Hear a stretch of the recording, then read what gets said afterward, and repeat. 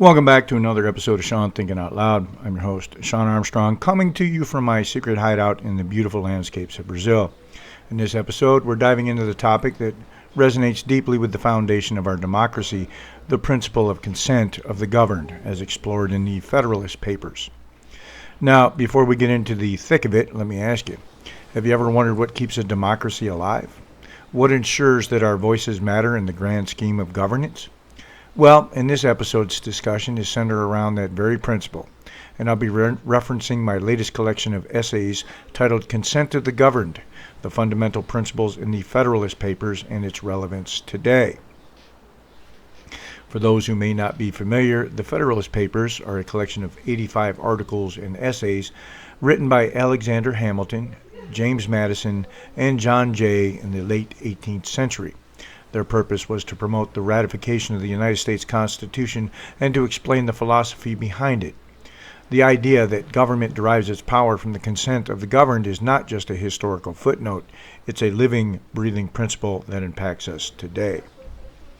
In my book, I dissect these texts, shedding light on how they illuminate our current political landscape. Each essay serves as a mirror reflecting not only the ideals of our founders, but also the challenges we face in maintaining a government that truly represents its people. Let's break this down further. The consent of the governed is essentially the idea that a government's legitimacy comes from the approval and participation of its citizens. But what does this mean in praxis? Political philosophy. The Federalists argued for a strong central government, but acknowledged that such power must be governed in public consent.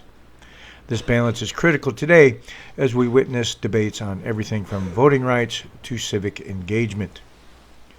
Individual rights. The essays emphasize that while governments are necessary, they must also protect individual liberties. In an age where personal freedoms are often debated, understanding this principle can guide us in advocating for our rights. Balance of power. The founders were acutely aware of the dangers of tyranny. Their solution was a system of checks and balances. How relevant is this today, especially as we see various branches of government at odds with one another? To quote Madison himself, the accumulation of all powers, legislative, executive, and judiciary, in the same hands, may justly be pronounced the very definition of tyranny. This serves as a reminder that vigilant citizen engagement is necessary to uphold our democracy.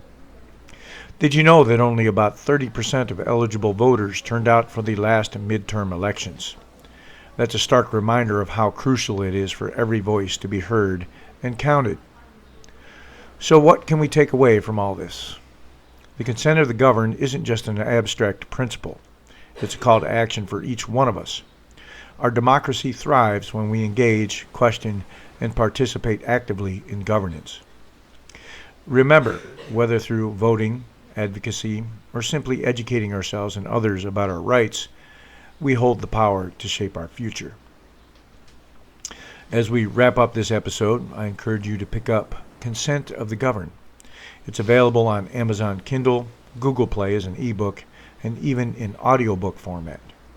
Dive into these essays and join me on Fridays at 6 p.m. Eastern Standard Time for the Federalists, where we listen to the founders themselves share their motivations for crafting the U.S. Constitution. Thank you for tuning in. If you enjoyed today's discussion, please like, subscribe, and share this podcast with your friends.